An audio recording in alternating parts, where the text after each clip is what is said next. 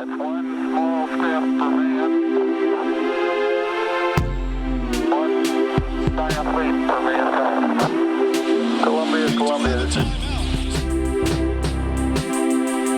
This is Houston, AOS over.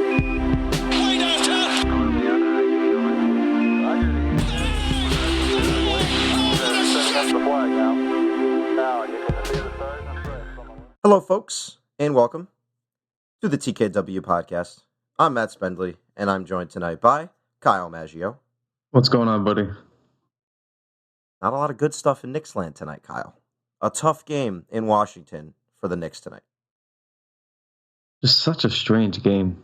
It was a horrific start, a horrific finish.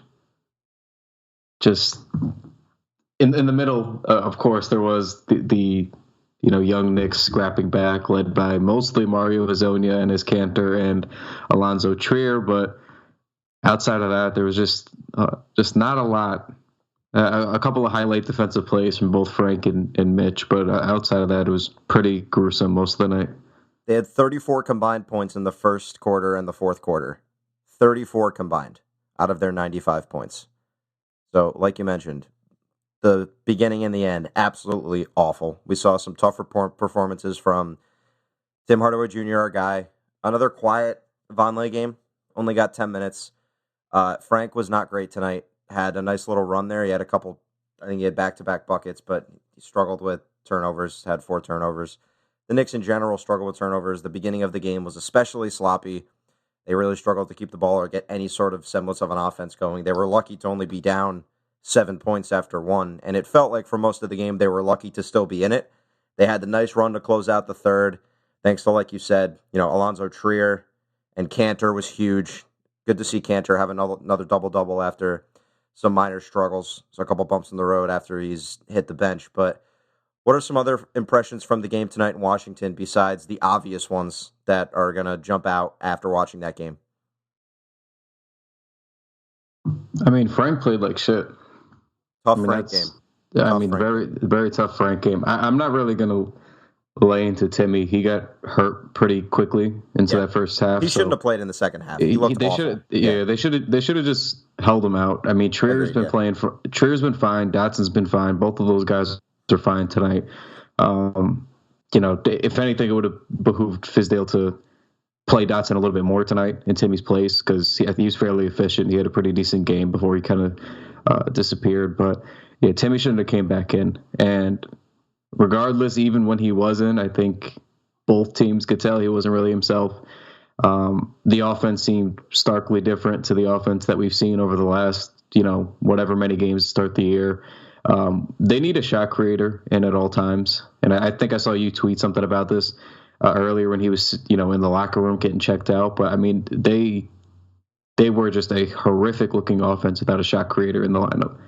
So not having that, the defense is less scared of what's out there because basically it's if they blow up a lot of the action that you're running, and guys don't have these easy runs to the rim, and you're closing out on the shooters, then they're not going to be able to do a whole hell of a lot. And that's what they did to Frank for sure. They crowded him, forced him into some pretty bad passes. Some turnovers. His handles were shaky, and it was a get-right game for the Wizards in a sense. It was a young team, and the weakness of this Knicks team is their guard play, their point guard play specifically, and that's a strength of the Wizards, and Wall mostly took advantage of it. I thought Trey Burke was pretty good tonight. He was. I mean, there wasn't that's kind of what we would hope to see from him off the bench. Yes. I mean, just didn't do too much, took his shots, made his shots, which is nice because this season he had not been making his shots. Prior to tonight's game, I think he was shooting about 38% from the field overall, about 36% from three. So, it was nice to see him get going a little bit. A couple assists, I think he had 3 assists, couple rebounds. So that was nice. Mostly the only positives we can take away from this game was the bench play. I mean, Kanter was tremendous, kind of helped him with that run. Same with Hezonja, same with Trier. So those guys kind of led, the cavalry here to get them back in the game. And then, the starters just did not have it. Yeah, Trier, I think, jumped out when you're watching the game more than his 9 points on 4 of 8 shooting would say. He energized the Knicks for a minute there.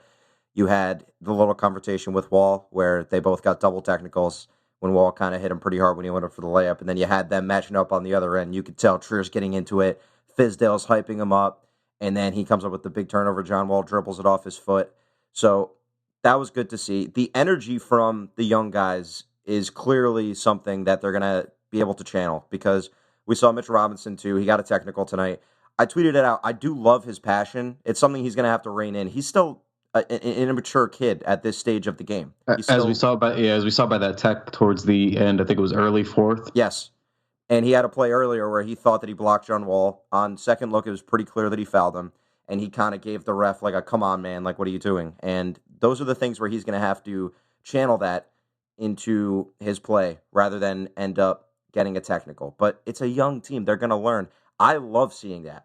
Give me Mitchell Robinson technical every couple games if it's just going to be a passion like that. That's what we want to see from these young guys. And Trier is another guy that it's pretty obvious he loves playing basketball, and this is what he's passionate about, and he wants to be great. And I don't think we want to get too ahead of ourselves with any sort of, love for Trier. And I'm a little more bearish on him, I think, than the rest of the fan base. But after a game like tonight, after what we've seen from him thus far, I think it's fairly safe to say he's a guy that the Knicks can be looking toward to be a part of this team moving forward, whether that be in a bench role, which I think he is most suited for, or if he ever ends up being even better than our wildest dreams could imagine, potentially a starter for this team down the road. But I feel really strongly about him for the rest of this season and, beyond, just to see. I'm excited to see what he can bring to this team moving forward. I mean, I said it on the last pod, but me and you were pretty staunch in our defense about Kanter should be starting still. And I've sort of walked that back a little bit because Robinson's been way further ahead of schedule than I anticipated. And I think that probably further along than most objective and reasonable fans anticipated. Obviously, there was that segment of listeners that we have that yelled at us for saying that Robinson shouldn't start out of the gates. And we tried to throw a wet blanket on it, and we said, no, you guys got to relax. But I still think Kanter probably should start. I mean, he's putting up double-doubles off the bench in limited minutes now. I still think that merits him starting. But from what we've seen with Robinson, I don't really have any opposition to it at this point like I had the last week or so. So, I mean, if he to your point about the energy, I mean, it feels like, we talk about Noah Vonleh being really active on the boards, but, Mitch does that a lot too. And his hands are always up. He's always trying to get a piece of the ball or tip it. And, he did a really good job of that in Dallas. Just a couple of really nice offensive rebounds where he just went back, made a nice catch of the rebound and put it right back up and in. He did that a few more times tonight. So to me, it's just he's a couple steps ahead of where I thought he was going to be, and I'm all right with him starting. And if he's going to always have this defensive presence and energy, even if he's a weak rebounder, just seeing the effort that he's putting in, he's doing the right things. He's just kind of getting pushed out of the way a little bit. So I'm not really concerned, I guess, with the low rebounding rate. And I think that's going to come from him just getting more and more acclimated and working with the Knicks training staff and hopefully putting some weight on. But I'm very encouraged, to say the least. So yeah, I don't know. Yeah, Robinson's not an overly strong guy, so that's something he's going to have to continue to do to build upon his frame so that he can bang a little more. Now, I've seen over the past few games, what was the MO on Robinson coming into the season? He's going to foul a lot. He jumps at everything. He's already started to rein that in a bit. There was a few opportunities today when he could have went flying out at his shooter that pump faked, and he put his hands up and stayed on the ground and was able to recover and play team defense. So it's the small signs from him on that end that I see where he's already making improvements, which makes sense, right? He's still learning an NBA defense, but once you get a taste of it, and once you see what you've been doing, once you're watching the tape and you say, hey, maybe I shouldn't be jumping all the time. And then, of course, he had the hilarious block on Dwight Howard. What the hell is Dwight Howard doing? What do you mean? When he takes that jumper and Robinson blocked it. It's one of the funniest things. There was 14 seconds on the shot clock. And it looked like you could see it in both him and Mitch's eyes. Like he started to kind of go for it, and then Mitch played it perfectly, and then he kind of hesitated, and then Mitch was already settled, and then Dwight was like, fuck it, and then he puts it up anyway, and Mitch just locks it. I was like, what are you doing? We all knew it was coming. He telegraphed it so much, too. He was like, I am going to shoot this basketball. Please block the shot. I want you to block the shot. It was hysterical. But anyways, yeah. So Robinson, we're going to spend most of the time talking about Washington, although we can talk about the Dallas game on Friday, too, and kind of rope it all in. But he was also fantastic against the Mavs on Friday. That reverse dunk he had, I swear to God, it's one of the craziest dunks I've seen in the NBA. And we see all these clips on Twitter all the time. I don't think I've seen a dunk like that in a long time. He catches everything. I think he's had 3 lobs in the last 2 games. Yeah. He really does. I mean, he throw it anywhere in the vicinity of the rim, and he just gets it. I mean, even the one tonight, I mean, I wouldn't say it was an odd angle, but the angle he took was from like probably 6 or 7 feet to the left of the paint. And in just 2 strides, he was up in the air already and just caught it, slammed it home. It's just really nice having that level of athleticism on this team when we really haven't had much of it the last 7 or 8 years. Absolutely. Absolutely. We wrote pieces about it last year, basically that the Knicks have a serious lack of athleticism on the roster. I don't think we can say that anymore. I don't think that's even remotely close to the case, which is a real positive. Yeah, I don't know. I really like what I'm seeing out of him. I'm encouraged. I mean, I think that's the best part of all this is there's encouraging things that we see from the young guys game in and game out that, had this been last year or the year before, we would have been angry about, this kind of a loss. And it's nice when we're just like, okay, well, they lost, but, what were the good things that we saw? Robinson's energy was one. Hizoni is one of the many reclamation projects on this roster, and he played well, 10 points, 8 rebounds. I think he had 3 steals as well. Yeah, he had 3 assists too. Yeah, and I mean, that's one of those game box score stat lines that you look at it, and it kind of does tell the whole story. I know you and I are kind of hard on that sometimes where the box score doesn't tell the whole story, but right. He really did have a nice all-around game today. He was attacking the boards, and he was really pushing the ball in transition to it, helped the Knicks get back into the game. So that was really nice from Mario. And then Trier, yet again, he didn't have an eye-popping offensive game, but it was the way that he scored a couple of times tonight, which is just on par for everything that we've seen from him. A couple of really nice, really difficult moves and drives to get into the paint and finish. So it's encouraging. Like Dotson had 11, if I'm not mistaken. 11 points, 6 boards. Yep. So, I mean, it's just these are a lot of guys that we were either high on or had high hopes for. And I know you were off the Hizoni wagon quickly, but it's nice to see guys progressing. Like Dotson has gotten his chance, and almost every game that he's in, he's been a guaranteed double-digit, 4 or 5 rebound kind of guy. Yep.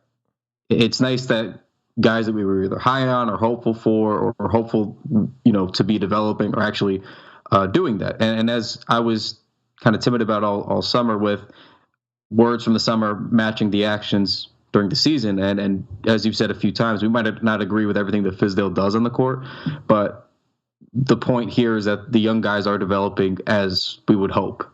And I think that's the main takeaway. And we can always nitpick, that's our jobs. But if they're going to all be developing like this and all be kind of ahead of schedule, well, then that means the coaching staff is doing something right, whether it's developing them or just putting them in positions to succeed. So I'm very encouraged by it. It's a tough loss. I mean, Washington's been underwhelming to start the year, but it's still a talented team. I think we always forget about that with the early season overreaction to records. It's still a good team. They're probably going to be like a 5 or 6 seed. Yeah, they're still a playoff team. It's not like because they had one win now they're not making the playoffs. Yeah, I mean, it was a very difficult start to the year. But at the same time in the West, De'Aaron Fox is over there taking over the Western Conference with the Kings right now. That was your boy. I remember last year when we talked about the draft, and you were like, is that Fox kid going to be around when the Knicks picked? And I said, he will not be around. And you said, well, that sucks because I want him. I wanted him badly. I think I wrote something about it for Nekias Duncan. I did a fan rag, sit down with him, and I was enamored with him. But anyway, so I'm glad that he's doing well is the point here. So for sure. But anyway, it's always these early season things. I think last year the Magic started out of the gates hot through the first 25 games. You're telling me that one didn't last? Yo, surprising, right? I know. And then they ended up having a top 5 worst record in the league, top 6. Yes. So it's too soon to tell with a lot of these things. Wizards are going to be fine. We had a couple of mentions saying it was a brutal loss, a horrible loss. You can't just go by the records. You can never just go by the records. It's the big picture here. The Knicks played terribly tonight. I think they did for the most part. That's why it was. I think it was the second worst loss of the year. I think the Miami loss was the worst, and I think this is right up there with it. But to your point about just the lineup choices, I still have a lot of issues with how Fizdale decides to deploy some of these lineups. In the beginning of the fourth quarter, the Knicks had a lot of extra minutes with Moutier, Burke, Trier out there. And I just think it's a hard trio to pull off. From a size perspective, they can just get dominated in the pick and roll, and they struggle to match up with certain units with those guys out. I think he took too long to put his normal lineup back in. All of those things considered, this is also a game where, as you mentioned before, Tim Hardaway Jr., you're really your only like big shot creator with the basketball is out of the game. It doesn't really help. And when he's struggling to really move at all and he's not providing what he normally provides, you can see that, and the team feels that. So, on the other hand, this is the 7th consecutive game in which Damian Dotson's played over 28 minutes. He seems like someone that's going to get 30 to 33 minutes every single night from here on out, and he's just a consistent option on this team. You mentioned double-digit points, multiple rebounds. Didn't have a 3 tonight, but yeah, whole team. You guys heard about this whole team thing. You heard about it. So yeah, I think with him, he is about the most consistent option they could have on the wing, which is incredibly valuable for a young team that's going to struggle with consistency at many points during the season. It's simply inevitable based on the makeup of this roster.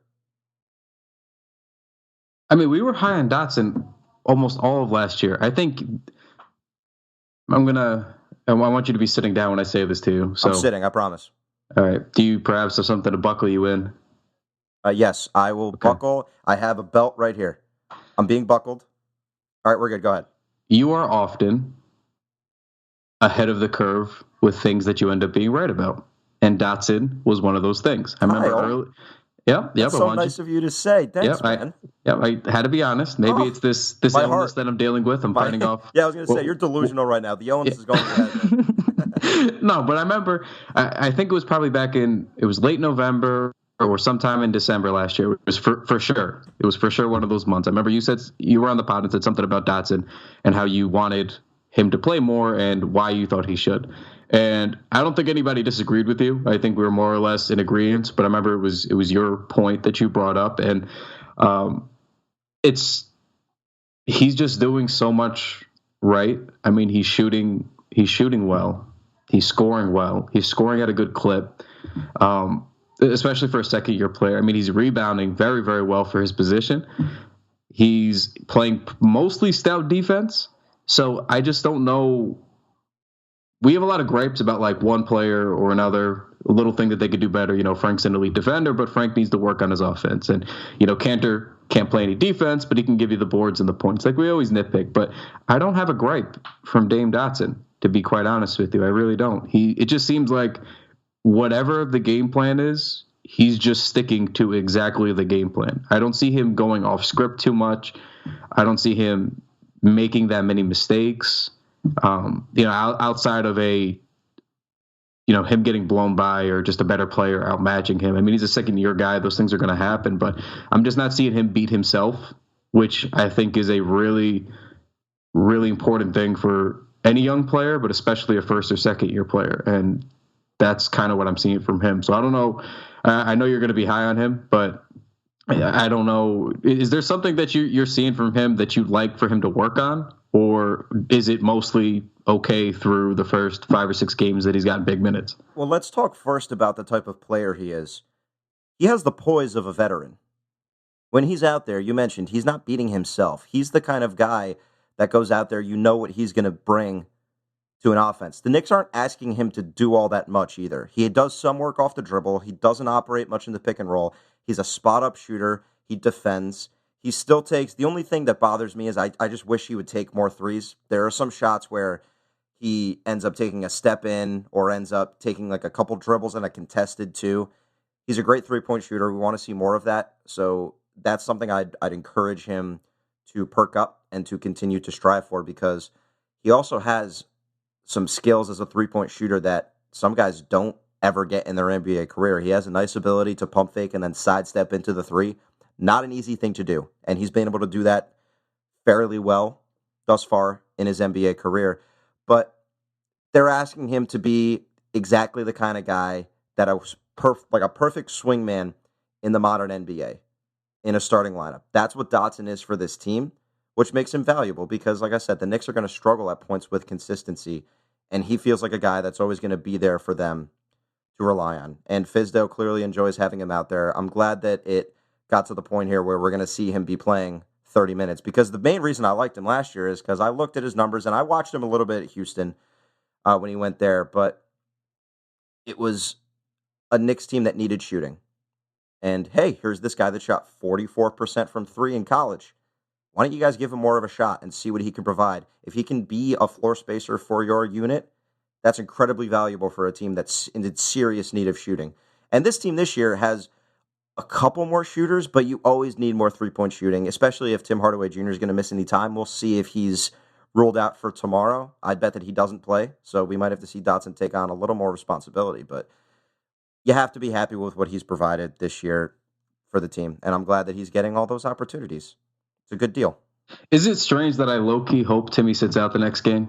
Like, just so you can see what he provides. I don't think that's strange. That's the kind of thing we can root for with how the Knicks are just going to be bad this year. So yeah, it's not like I'm rooting for Timmy not to play, because obviously I've had my Timmy cape on all season, but I just want to see, he's done so well in his really limited role, like really tremendously well, that he just kind of deserves to, all right, man, just fuck it, start. Just start. Yeah. We're going to run a lot of offense through you tonight. Just keep it moving. Like, I think he deserves like a night where he's able to get, 15 or so shots, as opposed to his normal like 6 to 10, and he knocks down 60% of them. For sure. Yeah, I've got to go back. I want to dive back into his numbers tomorrow, so I'll have to tweet this out tomorrow. I wonder what in college, if they ever used him much in a pick and roll, or if he was asked to be an isolation scorer at any point. I'm going to have to dig into Spectrum and or Synergy and figure that out and see what happens, because I'm curious if he was asked to do that at all. But yeah, I don't think the Knicks should play Timmy tomorrow, though. Like, it just don't give him an opportunity to just get healthy. They shouldn't have played him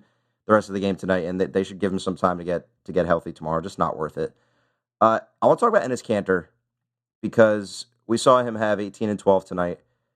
Defensively, we know the woes. He had one clip where Jason Smith set a screen on him. Once a Knick, always a Knick. Jason Smith set a screen on Kanter, and Kanter came off the screen, defended the ball fine.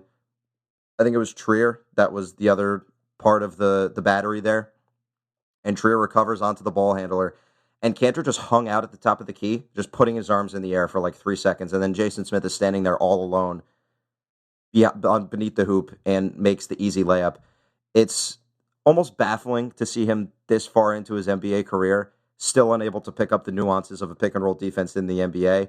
That being said, we know about that. I was funny. Did you see someone tweet at me like, maybe we should give him more time to see what he can provide? I said, he's been in the league for 7 years. I don't know what more we can ask at this point. We've seen enough. We've seen enough to know this guy is a shit defender that has no idea what's going on that end, no matter how hard he tries.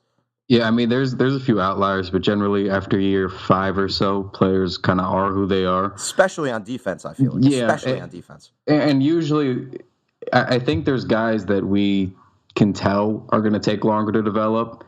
Like a Frank, we know we're obviously very staunch defenders of Frank, but we know we're not going to really get good Frank until about year 4 or 5. We're quite a ways away from it happening, despite the good defending and the flashes of things offensively. But once you hit year 5 or so, I think that's when you go, okay, we have some sort of a baseline for what this guy is. And sure, do guys take significant strides after that sometimes? Yeah. But more often than not, for the majority of NBA players, that they kind of fill into their roles after that. And that's how we see guys like, they're not quite there yet, but even guys like kind of Mario Hezonja, Noah Vonleh, who have bounced around, Emmanuel Mudiay, like those guys all came from, I believe, the same draft. But even with the Knicks, they've mostly looked like they are who they are.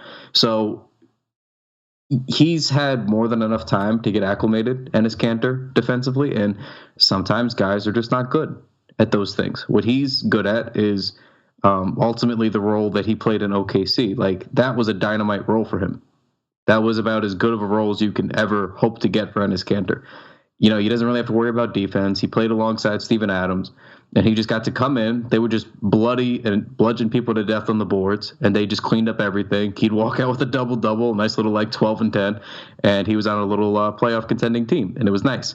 But, you know, he just is who he is. We kind of got to accept that kind of stuff. Even with Amari. Amari just was who he was. He tried. He just wasn't good. I mean, that tweet that you clipped, like, it looked like Kanter was trying to find where he was supposed to go. He wasn't just like standing like Jabari Parker standing there off to the side getting blown by. Like, Kanter was like, oh man, I got to find my guy, and he just could not find his guy. Idea. He just had no idea. So, like, I understand when people get after him for his defense, rightfully so, but I strongly believe he's trying, and he's really just not good at it. For whatever reason, he's just not capable of playing good defense. Team defense, I should specify. Because when it's body to body, we've talked about this before. He's a very strong guy, tall guy. It's hard to score on, you know, anybody like that in the post one-on-one. But team defense.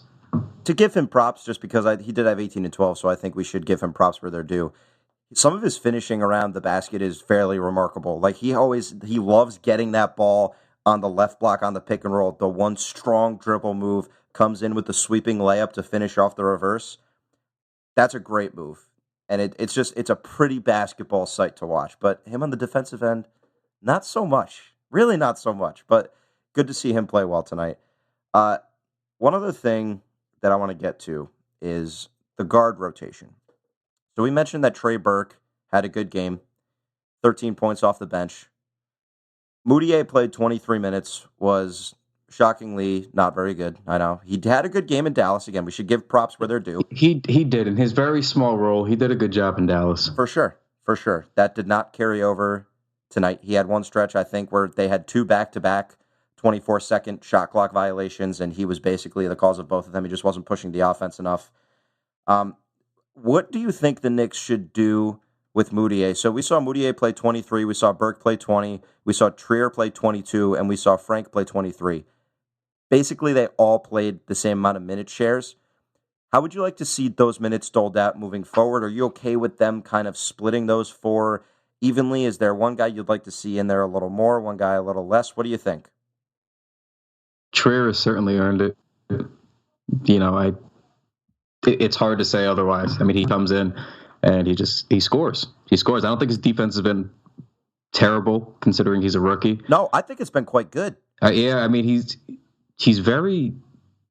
This is the third time I've used this word on this podcast now, but he's a very like staunch defender. Like, even when he was on Wall and Beal a couple of times, I mean, he was right up on them. He buckles in. And Kyle, he was not a very good defender at Arizona. It was not a trait of his. I watched a lot of Zona last year, as you guys know. I've said that before, but it's not like that was a reason why teams liked him. That was kind of going to be a worry of his. I think he's been a pleasant surprise on the defensive end. Yeah, and I think that's what's impressive is that I wouldn't say that they were overlooked, but like this wasn't supposed to be a year about Damian Dotson. Like, this wasn't supposed to be a year about Allonzo Trier. This was supposed to be Kevin Knox, Mitchell Robinson, you know, and Frank developing. Like, those were our main points to begin the year. And for Dotson to come in and affect the game like he does, not only on both ends, but also his rebounding prowess through the first 5 or 6 games that he's been playing. And also Trier being able to not just really just open our eyes and wow us with his scoring ability, but also being able to play a pretty decent level of defense. And I think that's important because this team has lacked perimeter defending for how many years now, Matt? Too many years. Way too many years. So this team right now is basically a big tryout for who's going to be able to play with and alongside Kristaps Porzingis next year. That's going to be the focal point of the team. You know, whether he's 100% healthy or not, like, generally they're going to work him back as the one, you know, number one option on this team, the focal point of the offense and defense. So they have to find guys that can fit around him. And what I'm seeing right now is the guys getting the most burn and making the most impact. And again, Frank's had I'm not going to say he had a really rough game in Dallas. It was mostly just a rough shooting game because he still did finish with, I think, like 3 steals and 7 assists, a couple rebounds. So We're seeing the perimeter guys, like the perimeter defender guys, getting rewarded, and I'd like to see more of that. That's sort of been the theme with who's gotten rewarded in Fizdale's system. It's if you defend, basically, if you can defend, then you're going to play. And that's why we see Mitchell Robinson in the lineup over Enes Kanter, despite the lack of offensive output. And that's why we're seeing guys like Dotson, get a really big. I mean, Dotson was mostly because Knox is out, but he's not going to be relegated back to his old bench spot after this. But, he's getting a really long leash to work with, as is Trier. And I just think that that's important that those three get rewarded for what they're doing on both ends. Frank still needs to step it up offensively, but it's nice to see, okay, we know Frank's an elite perimeter defender. He was the best pick-and-roll defender in the NBA last year. And outside of that, he's just a good team defender. He blocks a good amount of shots for a guard. But now seeing it from these two is kind of a surprise. We just thought Dotson was going to be a shooter. And Dotson's rebounded well, defending well. Trier, same thing. We kind of had fun at Trier's expense in Summer League because he was just scoring and doing nothing else. Wasn't even looking to pass. Wasn't even thinking of passing. And now I've seen him not only score, but he's also broken down the defense a couple times and made some really nice reads and passes that have led to assists. So I just think we're starting to see what the perimeter guys should look like around KP next year. And I think I'm very enticed by that. And I don't want to get too carried away because we just got the game 10 of an 82-game season. But it's hard not to be encouraged with that little trio there. And that's totally ignoring Tim Hardaway Jr. right now.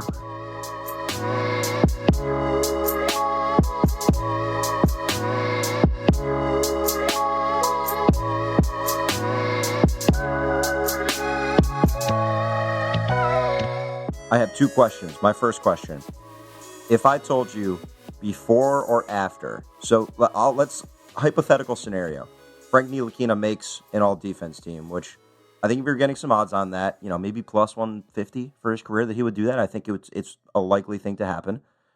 If I told you 2020, 2021 NBA season, does he make his first all-defense team before that season or after that season?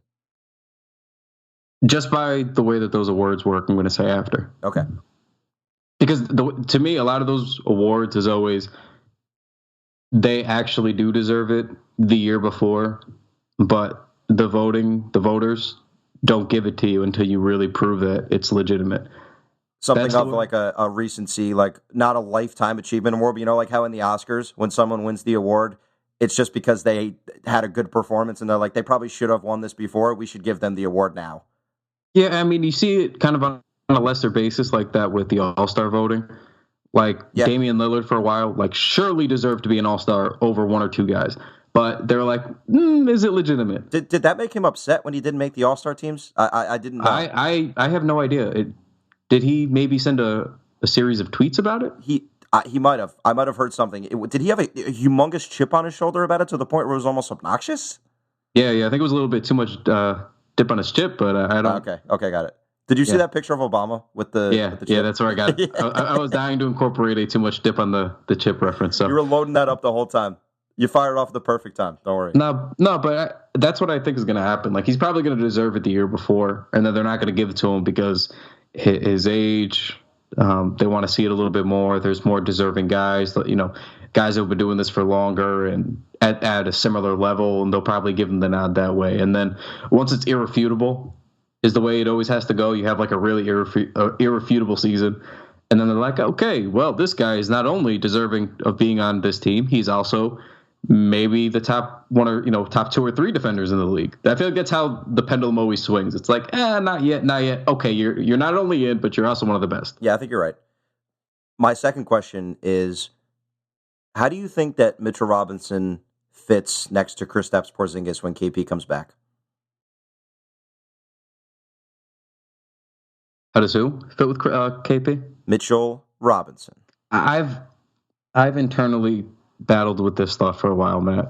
I honestly don't know, because the big thing with KP was that he can defend the rim at an elite level, and that obviously makes sense that he would play the 5. And per his own comments at Media Day this year, in years past and interviews past, they would ask Porzingis if he was ready to play the 5 full time, and he kept saying stuff like, I like the 4, I like the power forward, I'm comfortable with the power forward. And then I actually asked him that in media day, and I said, are you going to maybe switch it up, play a little bit more 5, or kind of tailor your game a little bit differently coming off the injury? And he's just like, we'll have to see. And he suddenly seemed to be, I wouldn't say open to it, but not opposed to it. Mm-hmm. So after hearing that, I was like, I'm really hopeful that KP is going to play the 5 next year, mostly full time.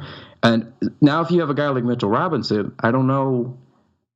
I don't know. I mean, what are you supposed to do about that?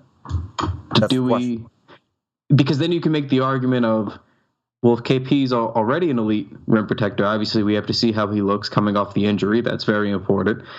But you can make the argument, like some people have, that a guy like Von Lay would fit really well starting at the 4 next to KP to kind of help him with his rebounding deficiencies. And so it's very peculiar. I could definitely see him being the backup big, like a big minutes backup big for KP if KP were to play the 5, but I'm concerned that the fit is going to be clunky based on what we've seen from KP the first 3 years. I just think they're going to occupy a lot of the same space, and I just don't know how it's going to work. It's an interesting proposition, if only because the Knicks haven't really had a guy like Mitchell Robinson, unless I'm forgetting someone. But who has KP spent most of his time playing next to?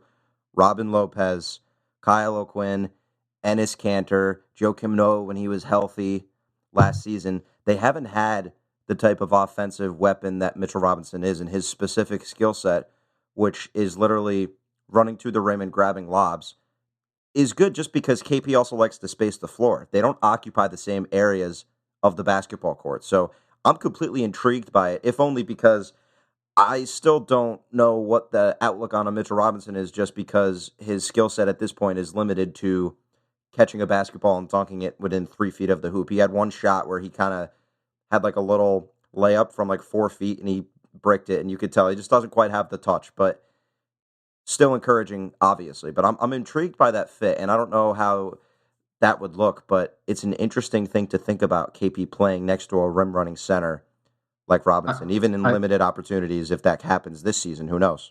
Yeah, my issue about them occupying the same space is based mostly off of where we saw KP play last year, which was he was in the post a lot. And I think a lot of that was Jeff Hornacek. But yes, too much. As we said all last year, too much from KP in the post last year. But at the same time, we also don't know if KP was just comfortable there. And we won't know until he's back and in Fizdale's system. So I don't want to romanticize that KP is going to come back and then be this super spacing big and fit in like a glove with Fizdale offense. Obviously, I think that's the plan, and I don't think he's going to have issue with it or take exception to it, but I don't want to bank on it either, seeing how comfortable he got operating out of that post and high post last year and the amount of shots that he was taking there. Because, I mean, November through about mid-December, he was on fire operating from that area. So I also don't want to sell myself on the Fizdale fantasy with KP when I could very well say, see KP coming back and being like, well, I'm not abandoning that shit. I was having a very good year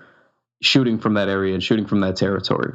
So that's why, I brought up the point about them occupying the same space, because if KP plans on operating from those areas too, then to me, that's a little bit of cause for concern. The hope would obviously be, like you're saying, to space out the floor. And I again, think he would oblige if that's the plan.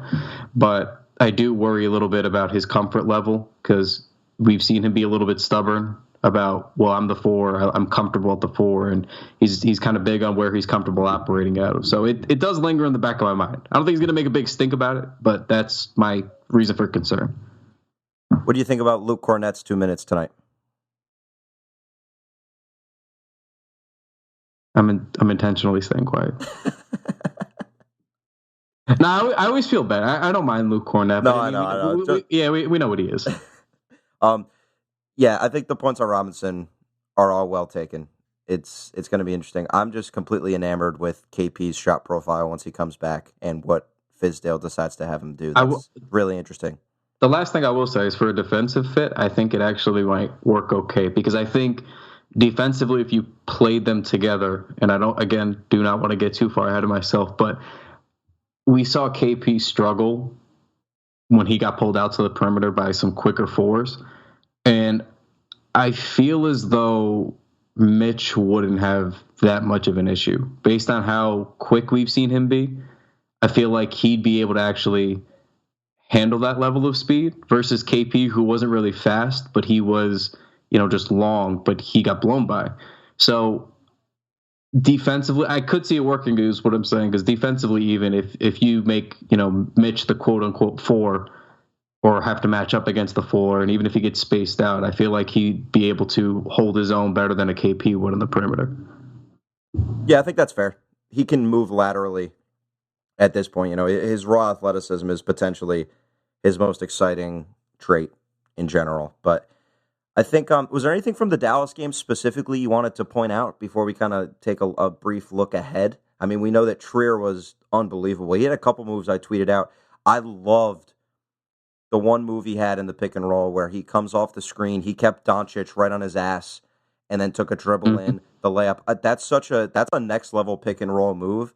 The patience from Trier is one thing I didn't really expect to see that I've really enjoyed, specifically in the pick and roll. We know about some of his troublesome, issues with the isolation stuff, and I know it's his whole moniker, so it's that kind of thing too. But I've been impressed with his patience, and even though his assist numbers aren't really up, he's made some nice, subtle little plays. Even tonight, a couple nice passes that his teammates didn't hit the threes, but I've seen pretty good things from him on that end thus far.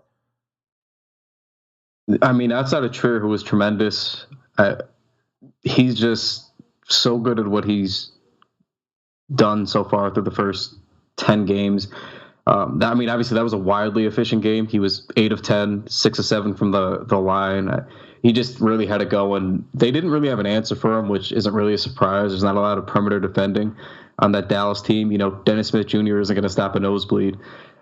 J.J. Barea isn't, at this point in his career, somebody who's going to stop anybody. And Wes Matthews is kind of a shell of his former self, a fine defender, still, nothing to scoff at, but he used to be one of the more premier guys, and he's just not that anymore. So Trier kind of had his pick of the litter. And to your point about, when he carried Doncic on his hip to the rim, I tweeted something similar like that last night too, or on Friday night too, that he just seems like he has that sort of patient, herky-jerk game that you see from a lot of veterans. He reminds you like a 10-year vet offensively, the way he takes his time getting to where he wants to go. A lot of young guys, when they come into the league, they try to go 1,000 miles an hour. And they try to, run it down your throat and get right to the rim and run you over, and which, ironically, he had a couple issues with that tonight, trying to run people over to the rim, but I digress. He did, yeah. Mostly from what we've seen from him this season, he's been very patient. He's in no rush to get where he has to go. And the one thing that stands out for me is, he had that one drive, I think it was on the right side of the hoop, where he like 3 different times, I forgot who was guarding it, but 3 separate times, it looked like he was going to just step back and shoot a contested jumper. And every time he got his defender like a little bit more to overplay. And then he kept like bringing him back out to come play the shot just to go back in again. And then he just ended up blowing by him for the layup like the 3rd time. And then I saw something like that again tonight, except when he got Dwight Howard to step up after he blew by the initial defender, he then, and this whole thing took like 7 or 8 seconds because, again, he takes his time.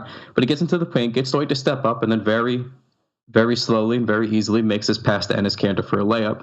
So not only is he patient with when he scores and how he scores, but now I'm not going to sit here and say he's an elite playmaker, but just being able to make good reads like that when you know the defense is starting to get your MO and they know they got to step up and rotate and they're starting to figure out your offensive game, and then him just going, okay, you're going to take this away from me? I don't mind just dishing this shit to Enes Kanter real quick.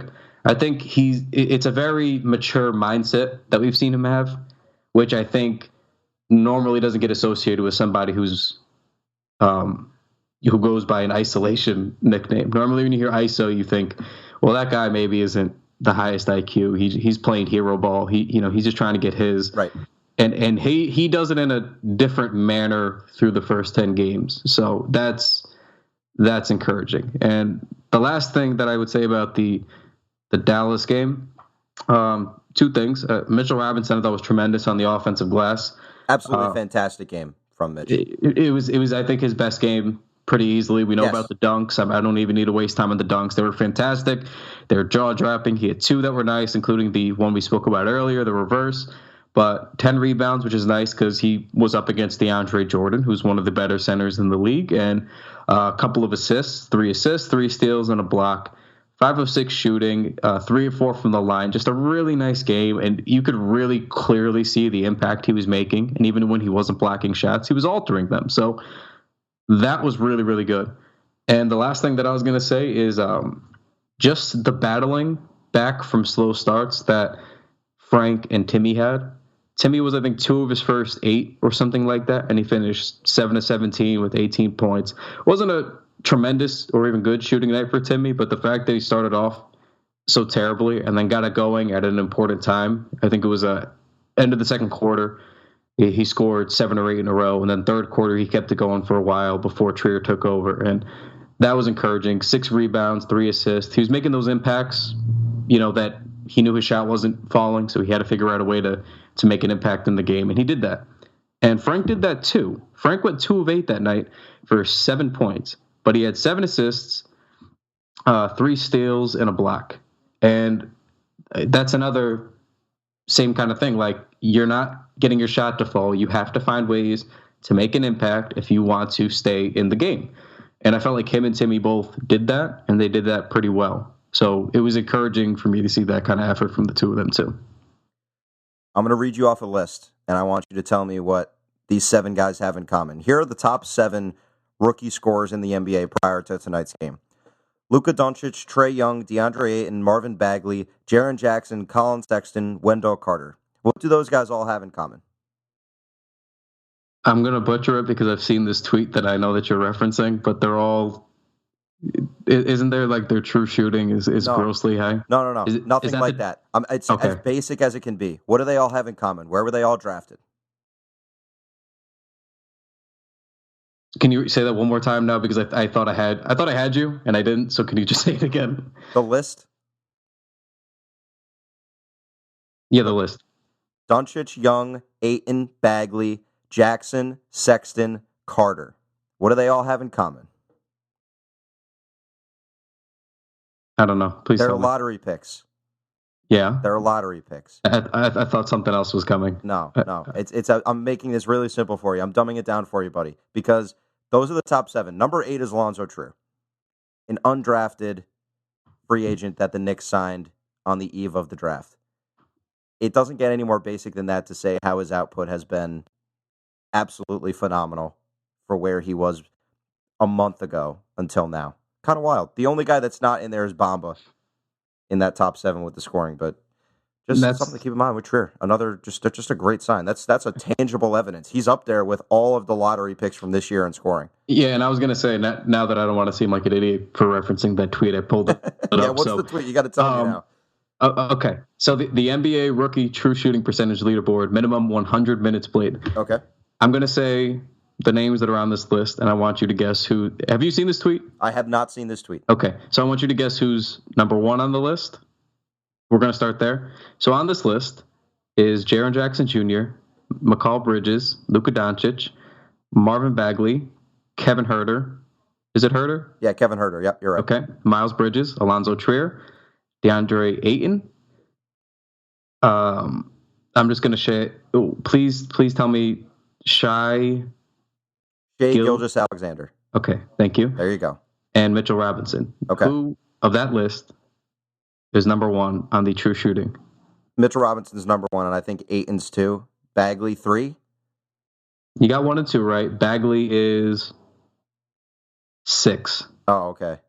Not quite as good as I thought, but yeah, Mitchell Robinson doing his thing at the top. Another guy, another second-round pick up there with lottery picks in a stat. And number 3 on that list, Matthew, was Allonzo Trier. So Mitchell Robinson, Mitchell Robinson's number 1. His true shooting percentage is .669. DeAndre Ayton, about 64.5%. Allonzo Trier is 60, basically the same thing, 64.3. And then, the rest of the guys are beneath them. So obviously that has almost everything to do with their finishing at the rim. because Trier, I think, is in like a stupid percentile for finishing at the rim, and that's even stupider considering that he's a guard. Yeah. Robinson makes sense because he's just dunking it. He comes out of the game for 15 to 20 minutes. He just dunks everything, takes no other shots, and then that's it. So all Robinson the shots are in the makes paint. sense. It makes sense. But Trier being that high up and being a guard was alarming, like pleasantly alarming. Yes. So I found that list very, very interesting. I think for Trier, it's a weird type of almost just a defining factor for his game. Because in college, so my roommate, huge college basketball fan, huge Syracuse basketball fan, and we talk college ball all the time. We watched a bunch of games last year. I told him what Allonzo Trier shot from the floor in college, and he was like, no, he didn't. He didn't shoot 50% from the floor this year. And I'm like, no, he did. 50% from the floor, almost 40 from three. This year, before tonight, he was at 53% from the floor, and obviously that's backed up by the positive true shooting, and he was 4 of 8 from tonight, so we'll see it dip down a bit, but he's weirdly efficient. It's not what you would think because of what you mentioned with his isolation game, because isolation play usually doesn't lead itself to efficiency, but he's a strangely efficient player, and it's something we need to make one of our defining traits for him as a player that maybe we aren't doing well enough yet. That's what he does. He is an efficient player. Yeah, and again, I always want to preface these things because I feel like whenever we say anything, everybody takes it as that just means that player is what they are, and then that's it. That's all we ever meant. And we have no delusions about these guys being as good as these lottery picks in the long term, too. It's just encouraging to see them in that company. Speak for yourself, my friend. Okay, I will speak for myself then. But Kyle would probably take Allonzo Trier over Luka Doncic right now. I mean, that's maybe the easiest decision I can make all year. So, yeah, because Luka was on that list. That Luka was like 6 spots down from Trier. So through 10 games, I would not be wrong. But that's neither here nor there. So, I'm fucking with you. But what was I going to say? Anything else about Trier? I think it's because he's just so patient. I don't want to get carried away with that point, but I just think it's... Normally, when you think isolation, like you said, there's like a negative connotation to it. It's like a Carmelo or a Kobe contested fadeaway, or they spin into a double team, and everybody knows what hero ball is. And I think that's sort of where everybody's minds go with it now, especially in the 2018 analytic era, where basically if you're not shooting a wide open three or a wide open layup at the rim, you're playing terrible, bad basketball, idiotic basketball. So to see somebody like Trier kind of be the anti-analytics player and just, isolate everything. He's not really getting clean looks off of, screens or actions. He's just kind of creating for himself. I think it's very special, but I don't think I've watched him struggle to create, I guess is my point. Like, he always seems to have a way out of whatever the situation is, and he doesn't ever seem like he's struggling. Like, a lot of guys we'd see, we used to get frustrated when Derrick Rose was here, because a lot of times he was dribbling nowhere, and he'd get blocked off, and then bring it back out, and then throw up some weird mid-range. But Trier just kind of, if he doesn't have it, he just kind of kicks it out. Not a big deal. And then when he knows he's got it, it's very methodical. Like, he really breaks you down. He's sort of like a boxer who just kind of hits you body shot after body shot and then finally makes his move to the rack.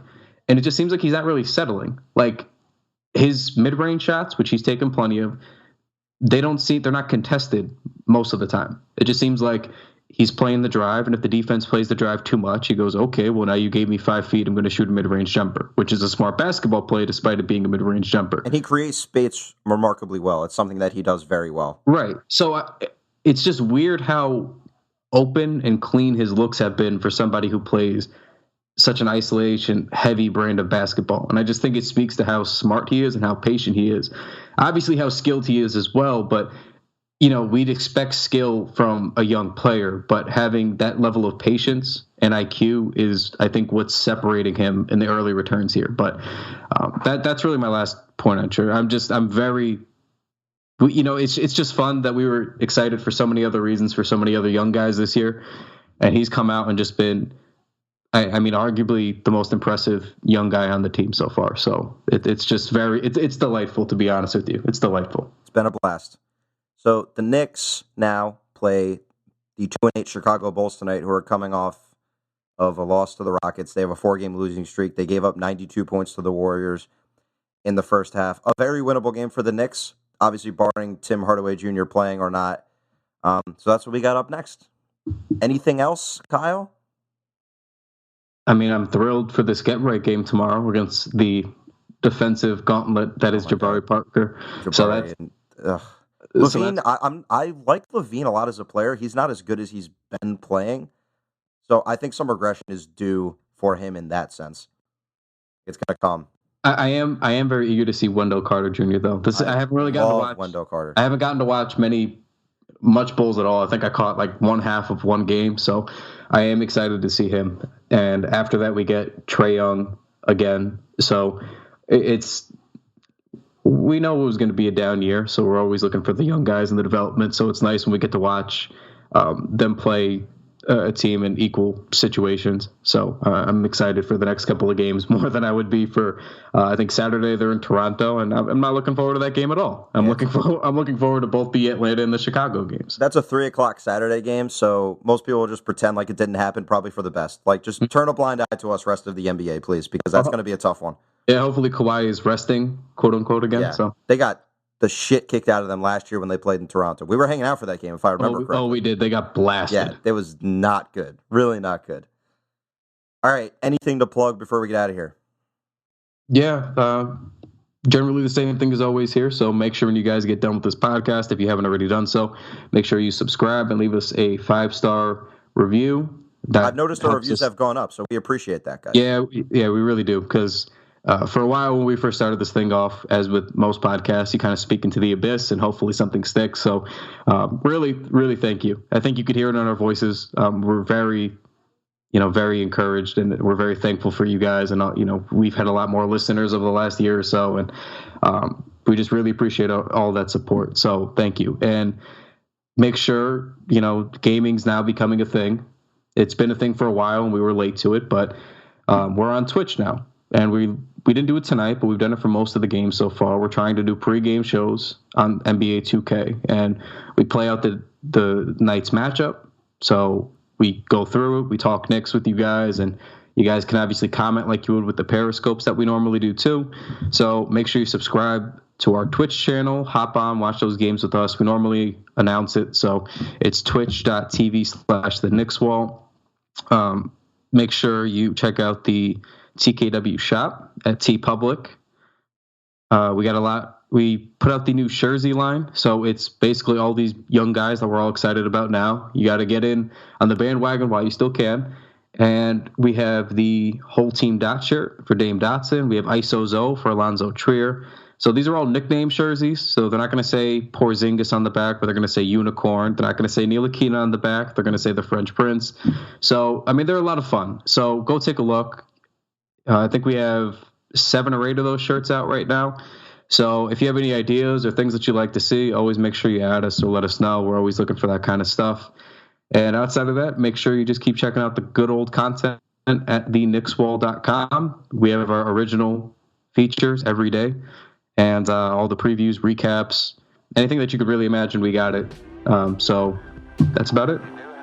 Excellent. So the Knicks take on the Bulls later on tonight, and then a couple more winnable games ahead of them. So we'll see how that goes. Kyle, thanks for chatting, everyone. Thanks for listening.